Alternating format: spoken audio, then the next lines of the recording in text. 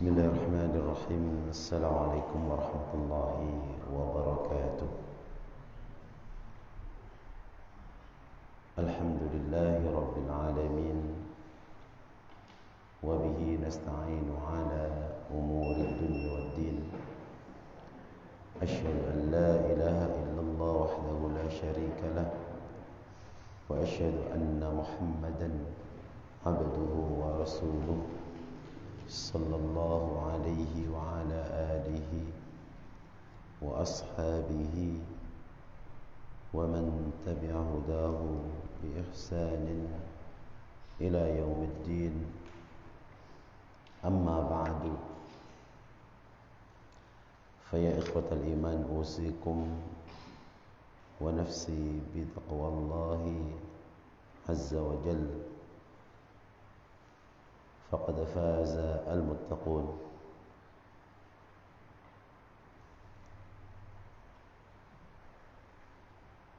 Jamaah sekalian yang dimuliakan Allah Subhanahu wa taala,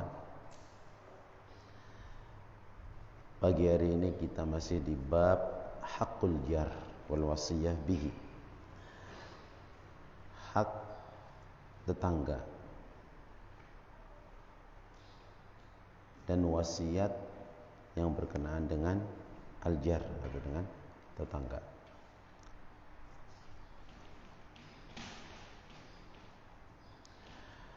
Dan kita sudah sampai hadis yang keempat.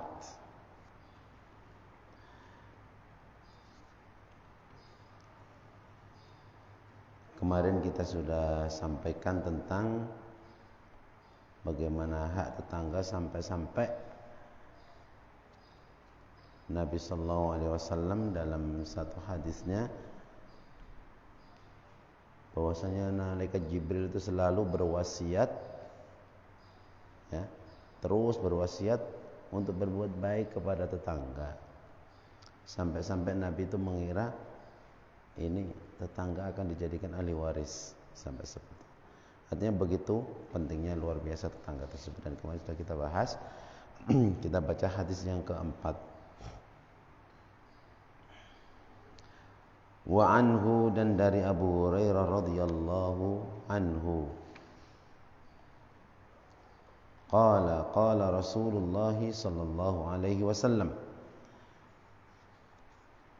Rasulullah sallallahu alaihi wasallam bersabda, ya nisa'al muslimat, wahai wanita-wanita muslimat, ibu-ibu, istri-istri, la tahqiranna jaratun li jaratiha, janganlah seorang tetangga itu menganggap remeh terhadap tetangganya yang lain.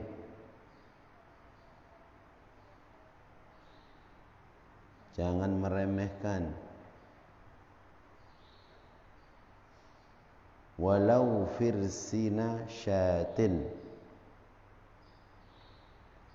walaupun dia memberikan, menghadiahkan, berbagi dengan firsina syatin, tulang yang dagingnya sedikit, itu namanya firsin. Tahu ya? Tulang kambing, tulang sapi sama. Walaupun hanya sepotong tulang yang ada dagingnya sedikit yang dimasak. Kalau dimasak banyak, jangan tetangga itu diremehkan, tidak pernah dibagi, maksudnya seperti itu. Saling memberi hadiah, intinya seperti itu. Karena itu bisa melembutkan hati. Terutama pada momen-momen terpenting, itu jangan sampai kita lupa tetangga, ya. Ada hajatan, ada kita masak banyak, memang berbagi, maka tetangga jangan sampai terlupakan, mulai dari yang paling dekat, kemudian yang selanjutnya dan selanjutnya. Hadis pendek ini intinya dianjurkan tabadulul hadiyah bainal jiran. Jadi sesama tetangga itu, walaupun sesuatu yang mungkin dianggap remeh, ya, sampai di sini di firsina syatin itu agar saling bertukar hadiah. Satu kadang ngasih ini kadang ngasih ini. Itu subhanallah memang memberikan kenyamanan dalam kehidupan bermasyarakat. Wa anhu, dan dari Abu Hurairah radhiyallahu anhu, anna Rasulullah sallallahu alaihi wasallam qala, bahwasanya Rasulullah sallallahu alaihi wasallam bersabda, la yamna'u jarun jarahu, janganlah seorang tetangga itu melarang, mencegah tetangganya yang lain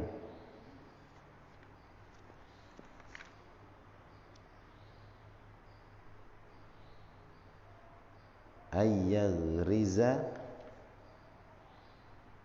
khashabatan fi jidarihi.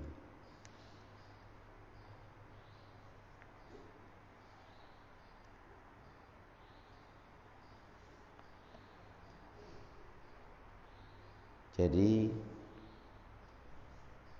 ini ketika bertetangga, ketika seseorang ingin memasang khosyabah itu kayu, fi jidarihi, di dindingnya. Thumma yaqul Abu Hurairah, kemudian Abu Hurairah berkata, ma li arakum anha mu'ridina,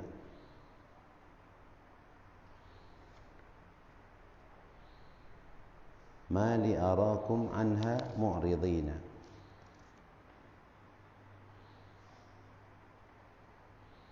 Artinya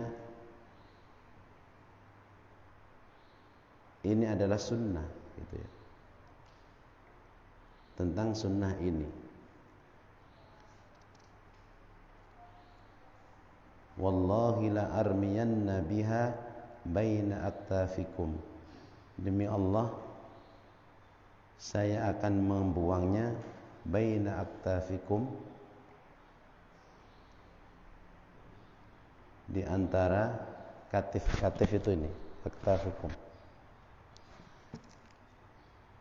Artinya di dalam hadis ini kita itu disuruh untuk selalu ta'awun antara tetangga yang satu dengan tetangga yang lain, ya, dan saling tasamuh, saling, jangan tidak mau ada toleransi, jangan kaku. Ya, kita mempersilahkan kalau ada apa-apa yang bisa dibantu di antara mereka. Dan kalau ada hak-hak yang mungkin kita mengalah, nggak ada masalah, seperti itu. Agar dalam kehidupan bertetangga itu bisa lebih baik. Dan seseorang tetangga itu jangan menghalangi tetangganya yang lain. Untuk apa? Untuk memberikan manfaat, ya, memberikan manfaat. Seperti ketika kita rumah berdekatan, kadang-kadang yang minta tolong, ya, tapi jangan menyakiti. Kadang-kadang minta tolong umpamanya, oh ini sekedar kayu umpamanya, kadang-kadang talang air digabungkan dan seterusnya. Maka hal-hal seperti itu Kalau memberi manfaat, sudah kita berikan bantuan, dan itu kan tidak besar seperti itu. Dari jamaah sekalian yang dimuliakan Allah Subhanahu wa taala, dari hadis yang pendek ini sederhana. Ini sampai kecil. Tadi saya bilang sebuah kayu ingin, mungkin perbatasannya ada tembok umpamanya gitu kan. Nah, kayu ini nempelnya di tembok, tetangganya minta izin, kan nggak mengganggu. Mungkin dia untuk masang apa gitu kan, bermanfaat. Mungkin ada jemuran, ya. Mungkin kalau di kampung agak jauh, tapi kalau di kota itu kadang-kadang mepet.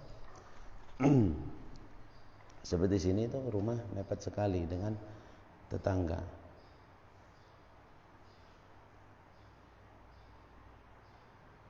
Nah, seperti itu seyogyanya tidak boleh, jangan.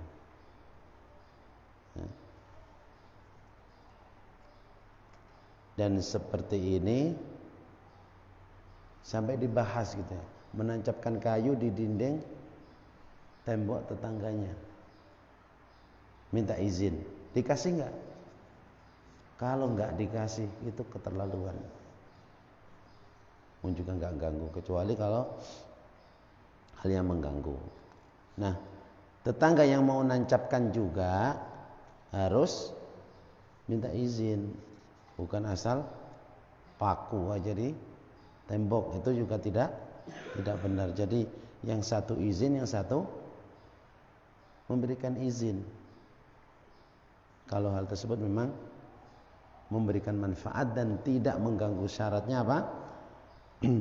Mendatangkan manfaat dan tidak mengganggu. Nah, kalau sampai mengganggu, ya itu yang tidak boleh. Itu masuk yang kemarin. Tidak akan masuk surga orang yang tetangganya merasa tidak aman dengan keberadaannya.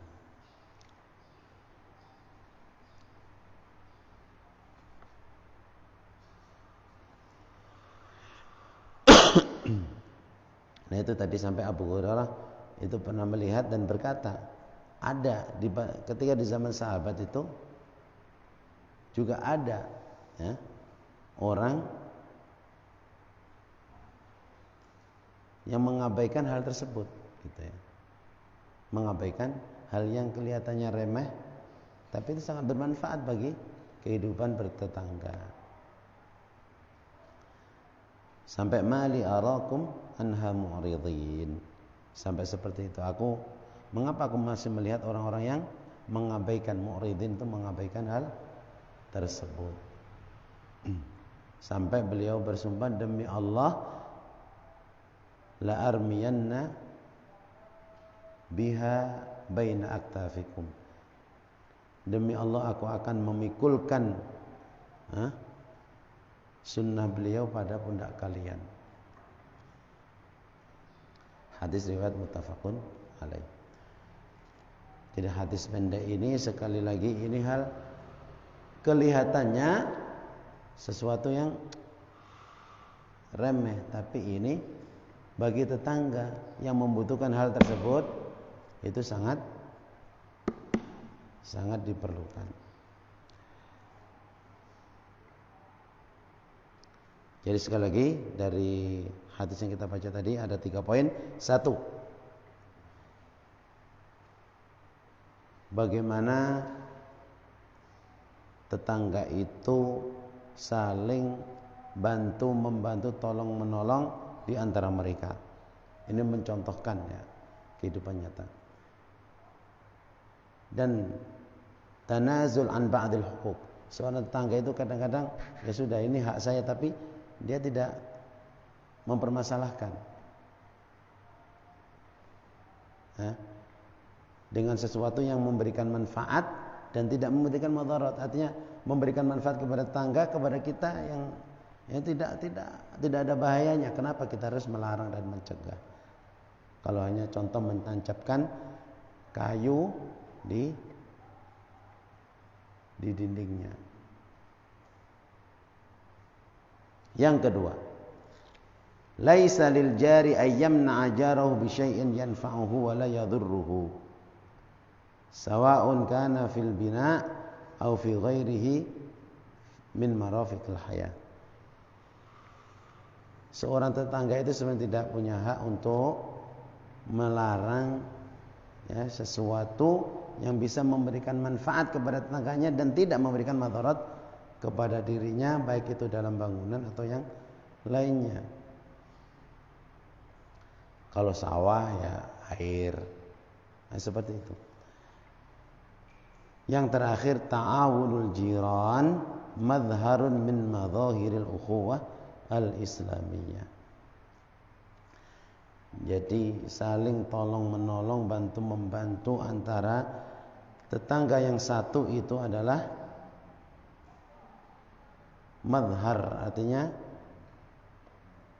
contoh yang jelas dalam ukhuwah Islamiyah. Ya. Dalam Islam itu sangat diajarkan seperti itu. Satu hadis lagi.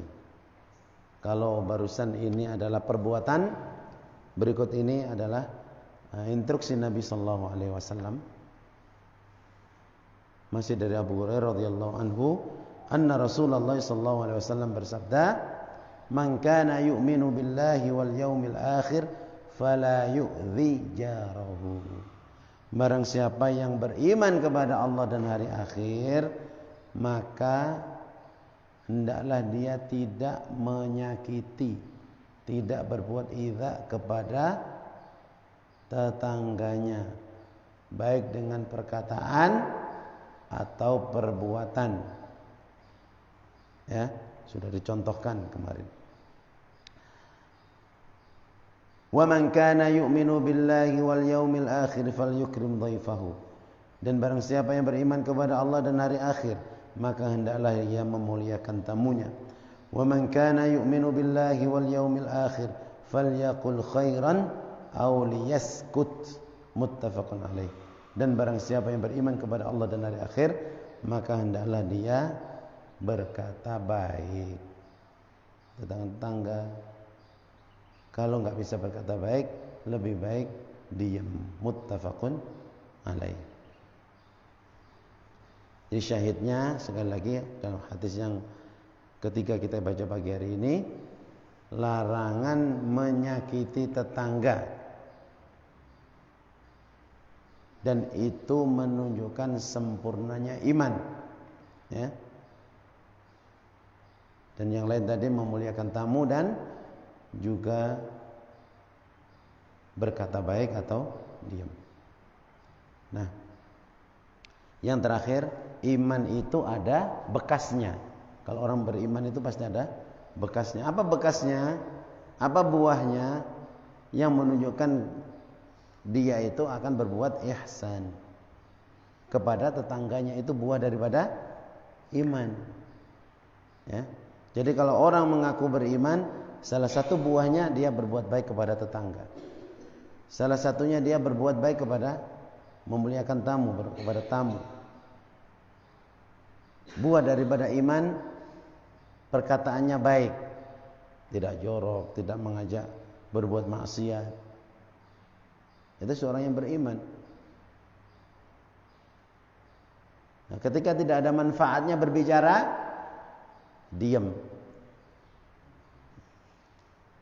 Kalau sekarang siapa yang ada bicara?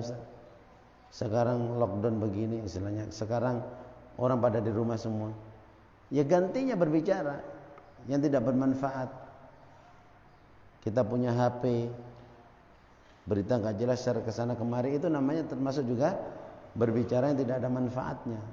Dipikir kalau mau